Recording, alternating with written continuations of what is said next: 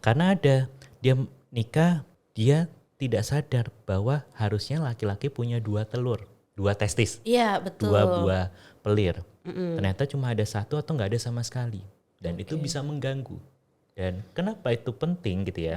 Kalau tidak diturunkan, resiko ke arah kanker testis. Mitos atau fakta, terlalu sering bersepeda akan mempengaruhi kualitas sperma. Mitos atau fakta bahwa melakukan seks tiap hari akan meningkatkan kesuburan, Dok?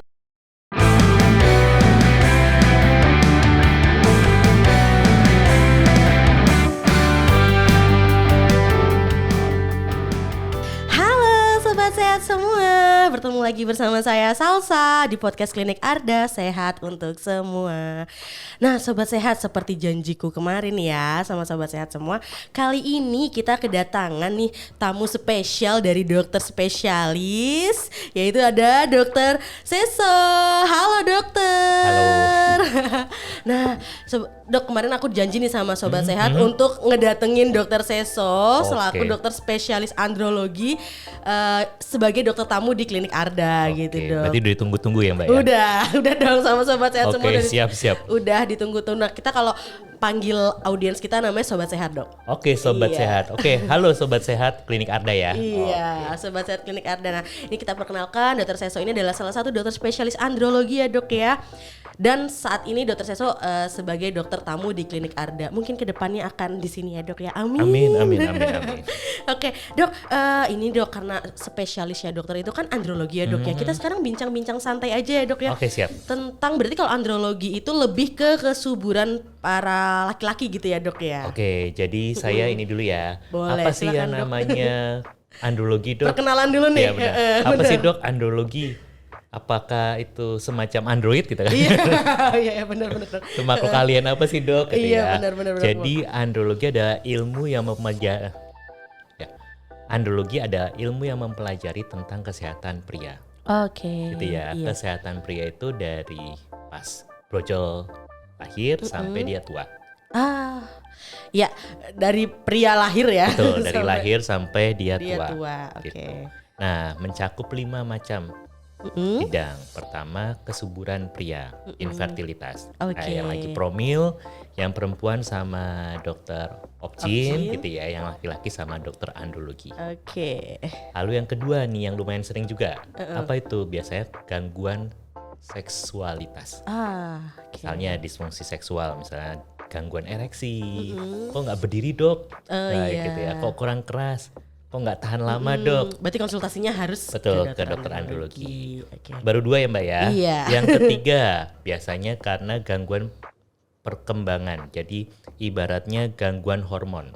Oke. Misalnya nih yang punya anak kecil, punya anak cowok, mau beranjak remaja, habis disunat kok masih penisnya kecil. Nah, mikropenis itu juga bagiannya kami, andrologi.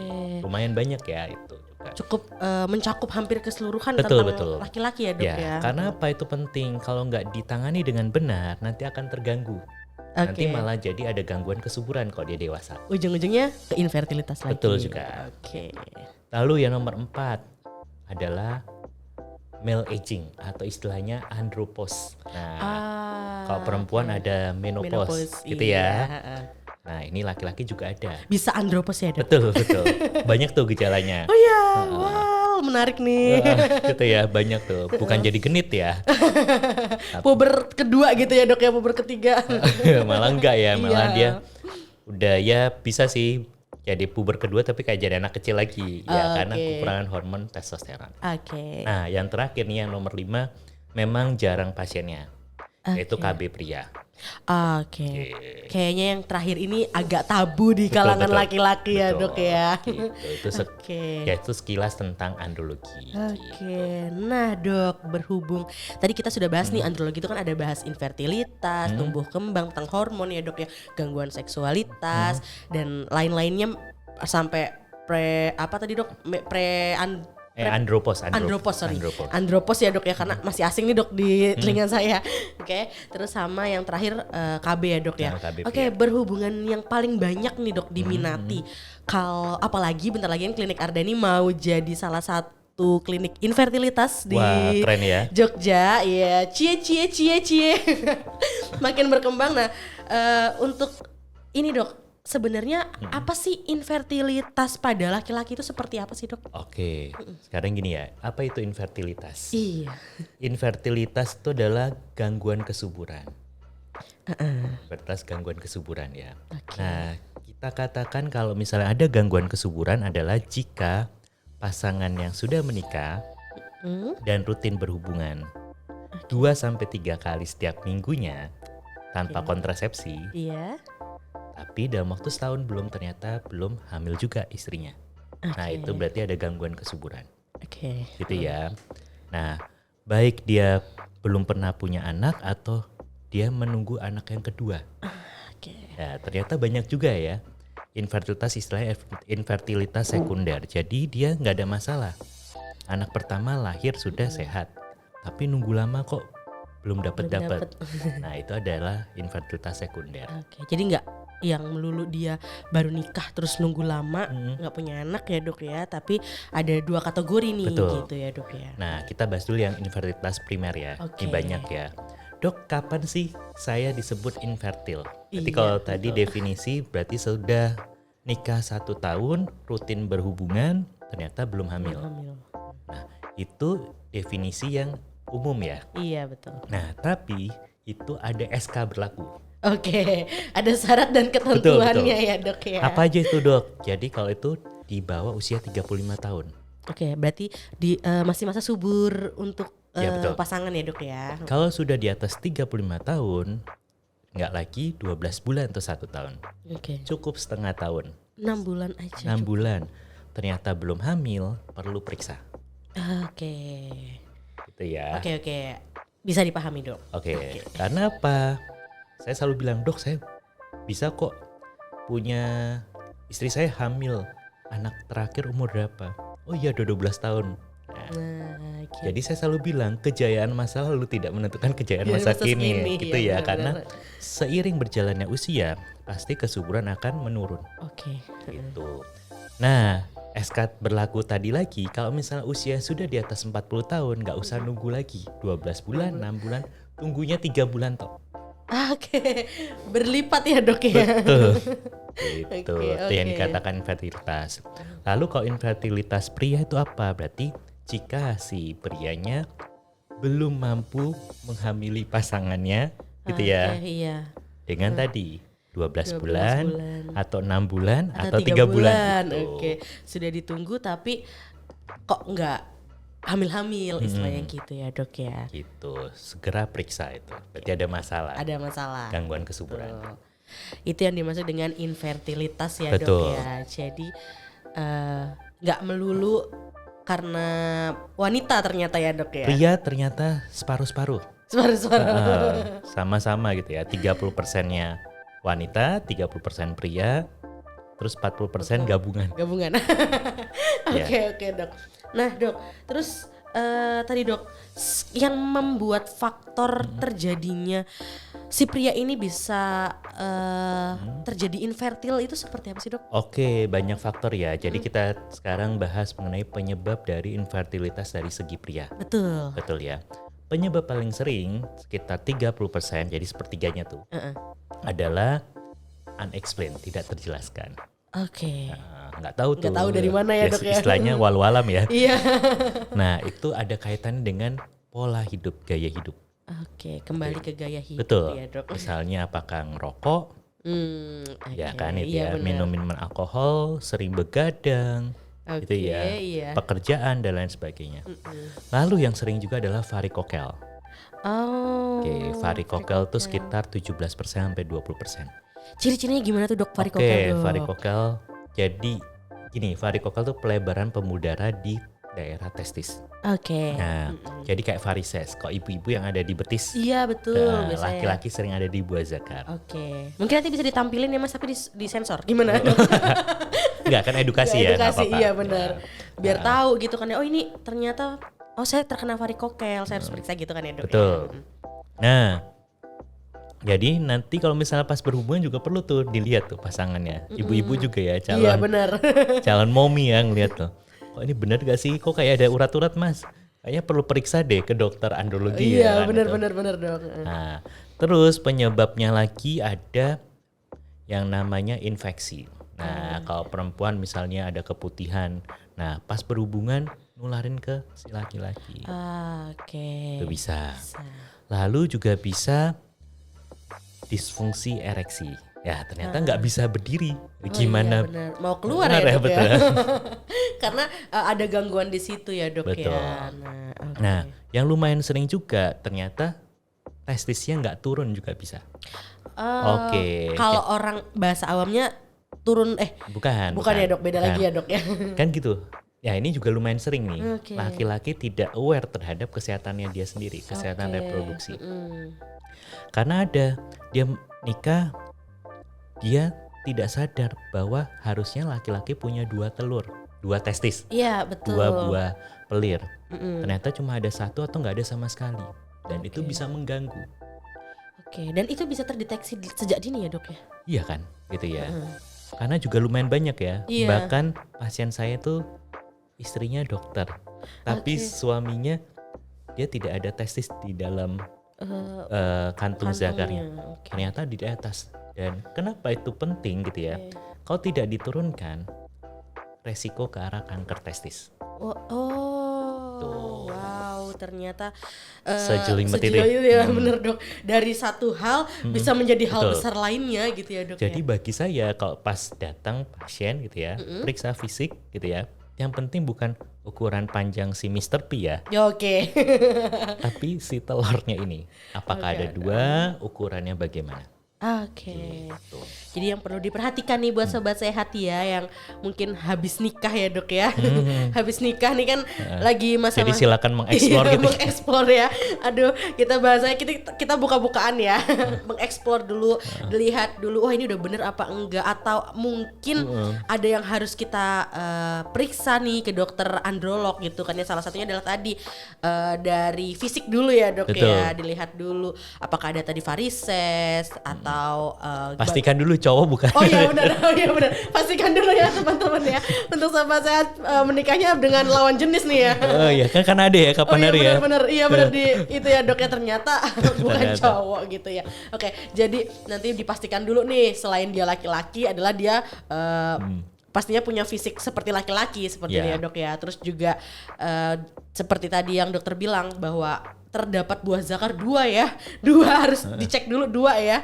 Terus juga gini mbak, jadi kan kita nggak ngajarin, oke dok pastikan laki-laki itu gimana dok, apakah harus having sex before marriage, kan enggak ya. Enggak. Pas kita kenal keluarganya, betul ya. Iya, jadi kenal betul keluarganya, nggak mungkin kan kita mau nikah nggak kenal keluarganya ya dok ya. Nah, karena ada yang kapan hari ya yang yang viral di sosial media dan infotainment itu ya, lumayan cukup wow juga ya dok ya. Oke. Jadi nanti jangan lupa untuk dicek. Terus juga kalau misalnya ada yang ragu nih, langsung aja periksa gitu aja ke dokter andrologi, bisa di klinik Arda bersama dokter Seso gitu. Nah, lalu yang penting juga ya mbak, yang mulai masih ya mungkin masih tabu juga. Yang namanya analisa sperma. Dan biasanya laki-laki pada takut dok. Ya itu ada 2, malu atau takut. Ternyata masalahnya di dia gitu kan. Iya benar. Tapi rata-rata kalau membahas tentang analisa sperma ya dok ya, kadang ada beberapa wanita yang pengen sebelum nikah itu dia ngecek dulu nih si pasangannya analisa spermanya bagus atau tidak. Oke, sekarang juga udah mulai banyak ya namanya premarital screening. Betul, premarital screening. Dan ada beberapa yang ini juga terjadi di teman saya, jadinya nggak jadi nikah gara-gara si cowoknya ini nggak mau untuk analisa sperma gitu, karena ya mungkin tadi ya dok, karena masih tabu dengan masalah analisa sperma itu ya dok ya, takut disangkanya nggak percaya sama pasangannya. Betul. Itu padahal analisa sperma itu juga salah satu faktor pendukung ya dok ya. Betul. Jadi untuk mengantisipasi kalau ada masalah gitu ya. Iya betul. Gitu ya, ada masalah ya. Oke, diobatin sambil jalan, tetap rencana nikahnya jalan ya. Iya benar. Ya. Ketapis dulu di awal gitu ya dok. Jadi nanti kalau misalnya udah pasti kan jalannya lebih enak gitu ya dok ya. Bukan bermaksud tidak menghargai pasangan laki-laki nih ya. Sama kok kayak perempuan juga sebelum sebelum nikah biasanya mereka akan melakukan beberapa tes pemeriksaan ya dok ya. Salah satunya biasanya kalau untuk perempuan-perempuan itu paling sering yang dites adalah torchnya. Iya seperti itu ya dok ya. Nah sama yang laki-laki juga ada beberapa perempuan yang meminta gitu ya dok ya, laki-lakinya buat ayo dong cek analisa sperma dulu. Dan gitu. iya laki-laki juga ini kalau misalnya lagi pacaran gitu ya, Iya, lagi pacaran calonnya tanya, kan kita bisa tahu ya, maksudnya kan karena sudah serius juga, kamu jadwal M-nya tuh Kapan? ya Iya, gitu betul. ya, Iya benar-benar. apakah benar-benar teratur atau enggak? Kalau mulai enggak teratur gitu ya, ada kecenderungan takutnya nanti ada masalah. Betul ya? iya benar-benar. Jadi kayak udah mulai membahas nih, kita memang planning kan ya dok ya akan ke hubungan yang lebih serius, jadinya saling pengen tahu tentang kesuburan kita masing-masing. Betul. Istilahnya gitu ya dok ya. Oke dok, terus dok tadi kan udah nih dok, cara mengetahuinya tadi kita udah ngecek juga ya dok ya, salah satunya adalah dengan selain pemeriksaan fisik harus juga ada laboratorium juga ya dok ya. Terus dok gimana caranya biar kita itu menjaga kesuburan kita khususnya di male ya dok ya, untuk pria sedini mungkin gitu dok. Oke, tadi penyebab tersering dari gangguan kesuburan pada pria itu apa? Oke, Faktor lifestyle gitu iya, ya, gaya hidup ya lifestyle dok atau ya. gaya hidup. Nah, gaya hidup tuh apa aja? Oke, kita lihat pertama dari berat badan. Oke. Ya kan gitu ya. Iya. Kalau berat badannya agak subur gitu ya, kelihatan agak subur ya, coba turunkan berat badannya. Sama kayak wanita nih ya. Iya betul. Sama kayak wanita Betul ya. Karena faktor berat badan itu kalau misalnya obesitas itu juga mempengaruhi kerja hormon dalam tubuh kita. Gitu ya, kalau pada perempuan juga begitu kan. Nah, bisa dengan olahraga. Betul ya. Oke. Olahraga cukup 3-4 kali setiap minggunya, masing-masing 30 menit. Oke. Jadi ada ya, minimal olahraga seminggu tuh berapa menit mbak? Iya benar. 150 menit. Gak Oke. boleh dirapel. 150 menit langsung satu hari gitu ya dok? Gak boleh. Gitu kan. Nanti Ngeri pingsan juga. 2,5 jam ya. Ngeri juga. Nah jadi usahakan setiap harinya 30 menit. Oke, Gitu ya. 30 menit. Olahraga 2-3 3-4 kali dalam atau seminggu. sampai 5 kali seminggu itu it's okay. Gitu ya. 30 menit. Oke dok. Nah lalu juga diet gitu ya. Dietnya Diet, gimana sih dok? Diet yang sehat seimbang kan gitu ya.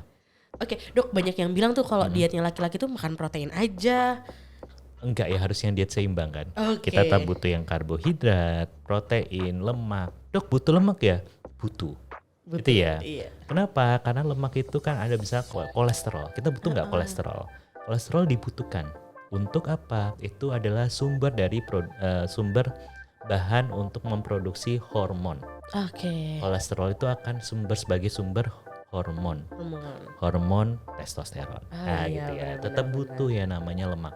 Oke. Itu ya. Gizi seimbang ya dok Betul. ya. sekali Yang lagi. penting juga buah dan sayur. Oke. Kenapa dok penting? Itu sumber antioksidan. Oh Itu iya, ya kan. untuk Menangkal radikal bebas.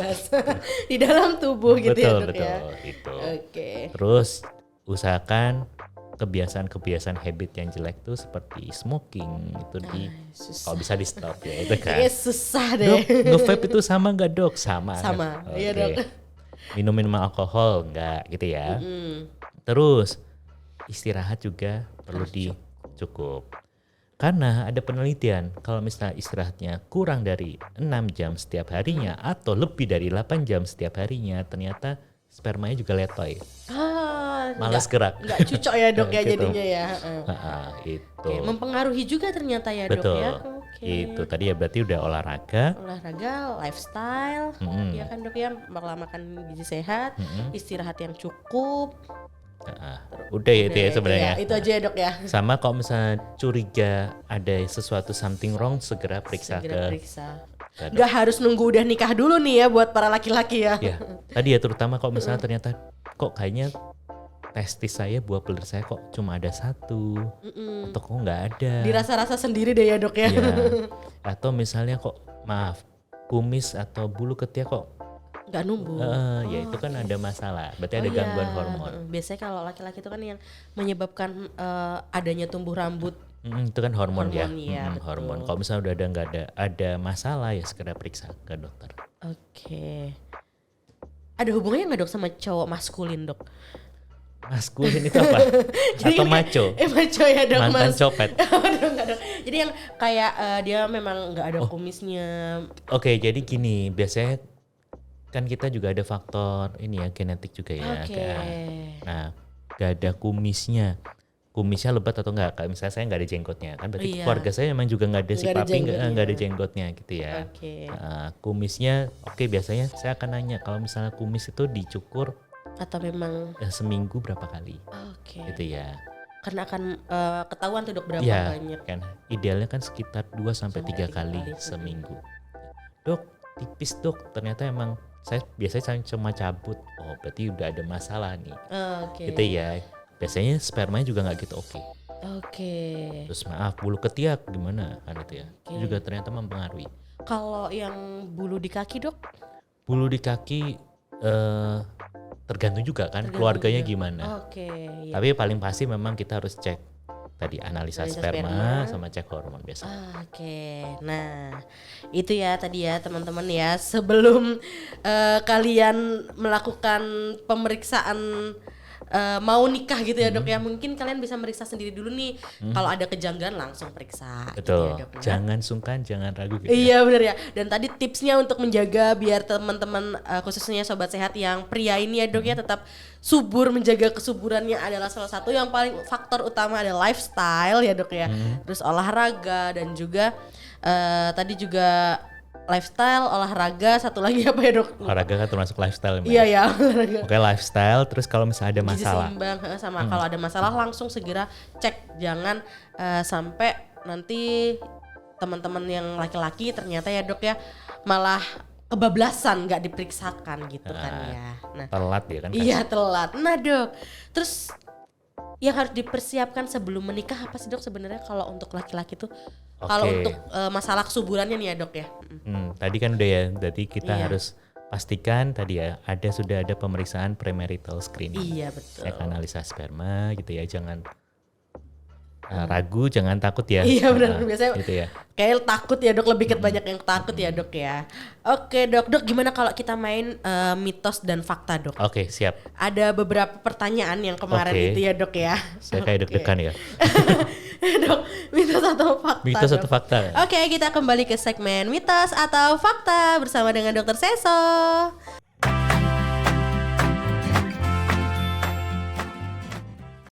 Nah dok, ya harus cepat ya. Cuma berapa enggak sih dok, enggak cepat.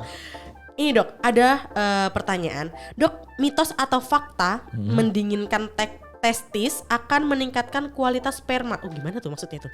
Mendinginkan. Mitos. Mitos ya dok? Mitos. Kenapa begitu dok? Oke gini, memang si testis itu kenapa sih diciptakan Tuhan gondol-gandul? Ada kantung zakar, itu butuh suhu dingin gitu ya. Iya.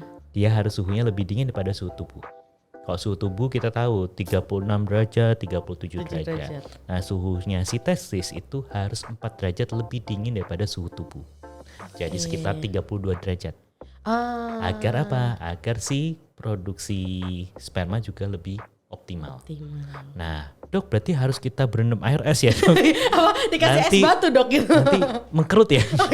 Menkerutnya bukan testisnya aja. Si tapi Mr. P-nya juga ikut kecil ya dok. Aduh. Gak efektif sebenarnya kayak gitu. Oke, berarti jawabannya adalah mitos. Berarti kalau misalnya mendinginkan testis akan meningkatkan kualitas sperma, itu mitos ya dok ya. Oke, dok. Pertanyaan lagi, mitos atau fakta jika sudah memiliki anak pria terhindar dari masalah kesuburan? Mitos. Mitos. Itu ya. Tadi ya saya bilang kejayaan masa lalu tidak menentukan kejayaan masa kini. Oke. Jadi banyak banget kok yang tadi ya infertilitas sekunder. Dia menikah setahun punya anak, terus ternyata 10 tahun kok enggak hamil-hamil lagi istrinya. Ternyata spermanya kacau balau. Oke. Gitu ya. Tadi kejayaan masa lalu tidak menentukan kejayaan masa kini. Oke, kita ada ini baru nih dok, kejayaan masa lalu tidak menentukan kejayaan. Kadang ada film kan abad kejayaan gitu ya. Iya, abad kejayaan. Nah, karena apa? Bisa aja kan selama 10 tahun ada perubahan kan. Dan namanya produksi sperma itu kan fluktuatif, naik turun. Dan bisa aja selama beberapa tahun itu terjadi perubahan. Oke. Sakit lah, gondongan. Nah, Oh iya benar. benar, gondongan itu bisa juga sampai nyerang testis. Oke. Dan itu membuat radang dari testis dan itu tidak bisa diselamatkan. Oke. Sekali rusak si testis nggak ada penggantinya. Nggak ada gantinya lagi ya Betul dok ya, ya. kan nggak mungkin kita beli di pasar. Iya benar. Nggak ada juga nih yang bank testis gitu kan, nggak ada ya dok ya. Oke, berarti jawabannya mitos ya sobat sehat ya. Jadi kalau udah punya anak pria, ya Mau anak pria mau anak sama wanita. gitu Betul. ya, tidak terhindar dari masalah kesuburan, tetap pasti ada gitu ya. Betul, segera periksakan. Jadi kalau misalnya gini, karena apa? Misalnya sperma dikeluarkan oleh pria hari ini itu produk 3 bulan yang lalu. Ya, jadi kan masa produksinya sekitar 3 bulan. 64 sampai 72 hari. Jadi kalau misalnya ada masalah di 3 bulan terakhir ini gitu Nah, ya. itu ya harus segera diperiksakan. Kita nggak tahu nih apakah betul. kita benar-benar terhindar atau tidak gitu ya dok ya. Oke, yang lagi hits dok. Dok, sekarang lagi sering banget bersepeda nih. Mitos atau fakta terlalu sering bersepeda akan mempengaruhi kualitas sperma? Oke, fakta. Fakta. Ya, walaupun itu masih ini ya, pro dan kontra ya. Iya. Masih pro dan kontra mengenai bersepeda dengan kualitas sperma. Iya. Hanya ada penelitian bahwa cycling gitu ya, bersepeda secara rutin gitu ya, 5 jam atau lebih setiap minggunya, Oke. itu akan menurunkan ternyata kualitas gerakan sperma. Gitu. Itu 5 jam setiap minggu ya betul, dok ya. maksimal 5 jam setiap minggu. Oke. Maksimal 5 jam setiap minggu. Itu akan menurunkan kualitas sperma, motilitas gerakan sperma. Oke, kalau naik sepeda nggak usah jauh-jauh lah ya Ya, dok ya. Cukup ke warung sebelah ya. aja gitu ya. Gitu, ternyata ada memang gitu. Oke. Walaupun itu bisa kembali lagi ya. Dok kok bisa gitu? Itu kaitannya dengan suhu testis. Jadi kalau penggunaan sadel gitu ya. Oke, Sadel. panas ya. Tadi kan Betul. testis kan nggak boleh terlalu panas ya dok. Aliran ya. darah. Jadi sayanglah testis Anda gitu ya. Oh iya, benar. Ya, sayangilah diri Anda kan dok ya, benar ya dok ya. Oke, mungkin 2 pertanyaan lagi ya dok ya. Oke. Mitos atau fakta bahwa melakukan seks setiap hari akan meningkatkan kesuburan dok? Wow. Mitos. Kayaknya Mitos. ini yang menanyakan ini ya dok ya, sedang membara gitu ya Wah. dok ya. Mitos. Jadi gini, sperma itu memang diproduksi setiap saat. Itu benar. Oke. Gitu ya. Nggak ada kalau misalnya wanita ada siklus menstruasi gitu ya. Iya betul. Kalau laki-laki sperma diproduksi setiap saat. Hanya masa pematangan dari sperma itu ada waktunya. Oke. Sekitar 64 sampai 72 hari. Oke, sekitar 2-3 harian ya dok ya. Betul. Enggak 2-3 bulan. 2-3 bulan. 64 72 hari, Mbak. Iya 3 bulan dok. Sorry. Nah, jadi kalau misalnya dikeluarkan terus-menerus gitu ya. Tiap hari ya Nanti yang masih muda gitu. dok. Keluar gitu ya dok. Ibaratnya kan sperma tuh sel sperma kayak ada ekornya ya. Iya. Yang masih itu ekornya masih kecil kasihan kan. Iya benar, belum matang gitu ya dok ya. Gitu. Jadi ya pasti ada kan, makanya kenapa berhubungan dikatakan infertilitas tuh kalau misalnya berhubungan rutin 2 sampai 3 kali setiap minggunya selama setahun tapi belum hamil. Berarti kan memang idealnya adalah setiap 2 sampai 3 hari sekali berhubungan. Oke, 2-3 hari sekali saja ya teman-teman ya. Tuh, seminggu 2 sampai 3 kali. Ya seminggu 2-3 kali aja gitu ya. Untuk menjaga kestabilan dari si baby kita ini, baby apa dong? Calon generasi bangsa. Calon benih lah. Benih. Calon generasi bangsa ya dok Itu ya. ya. Oke, nah dok, ada lagi nih mitos atau fakta dokter, suplemen tertentu tak bisa membantu masalah kesuburan. Suplemen apa nih ya? Oke, gini. Jadi harus kita tahu dulu. Jadi apakah dengan minum suplemen? Jadi gini ya, dok, apakah kalau misalnya makan kecambah toge akan sperma jadi lebih subur? Oke. Gitu ya. Kan tadi ya penyebab itu macam-macam. Iya. Ya kayak hidup, terus varikokel, lalu juga ada infeksi, ada faktor genetik juga. Genetik tuh dari sananya, gitu ya. Oke. Nah, mau makan suplemen sebanyak apapun, kalau masalah ternyata penyebab gangguan kesuburan itu adalah faktor genetik yang tidak bisa disembuhkan, kan nggak bisa. Oke. Gitu ya. Jawabannya mitos ya dok ya. Nah, mitos. Oke. Tadi ini juga sebenarnya ada sih yang menanyakan dok, mitos atau fakta berat badan tak berhubungan dengan kesuburan. Tadi sudah ya dok Betul. ya, bahwa berat badan itu fakta, dia akan mempengaruhi kesuburan. Terus juga ada yang menanyakan juga. Tapi jangan ada yang bilang, dok, si teman saya tapi gendut tapi punya anak, dok. Ya tiap orang beda-beda Iya, ya. benar, Yang benar, itu ngerokoknya banyak, dok, tapi dia punya anak. Ya tiap orang Iya, beda-beda. Kalau oke. bisa kita mau optimalkan, betul ya? Iya betul dok. Yang terakhir nih dok. Wow. Mungkin ini yang nanya kayaknya anak muda nih dok. Dok, mitos atau fakta hanya pria tua yang memiliki masalah ketidaksuburan? Mitos lah ya. Mitos ya dok Yang ya. muda juga Yang boleh. muda. Ya makanya kayak yang menanyakan anak muda nih dok. Dok, yang tua kan ada yang bisa punya ini, dok. Iya, tapi nggak semua yang tua bisa punya anak kan, gitu ya kan. Kalau kayak iya. gitu nanti dunia ini penuh kan. Penuh ya benar. Wah, ternyata tadi ya banyak sekali mitos-mitos di luar sana yang ternyata masih harus kita luruskan gitu ya dok ya. Oke deh dokter, terima kasih banyak sudah Sama-sama, datang Mbak ke Sas. acara podcast Klinik Arda ini. Semoga sering-sering dok. Mungkin ke depan kita bisa nih dok bagi informasi lagi untuk sobat sehat ya dok ya tentang inseminasi dok. Boleh, boleh.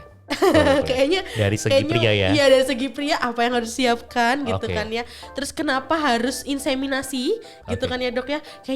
Kayaknya sobat sehat Oke, menarik siap. nih untuk Siap. dibahas gitu. Oke, semoga semua informasi yang kita berikan berguna ya. Oke, Ya. gitu. Amin. Oke, sobat sehat. Tadi untuk podcast kita bersama Dokter Seso. Terima kasih banyak Dokter Seso Sama-sama. sekali lagi.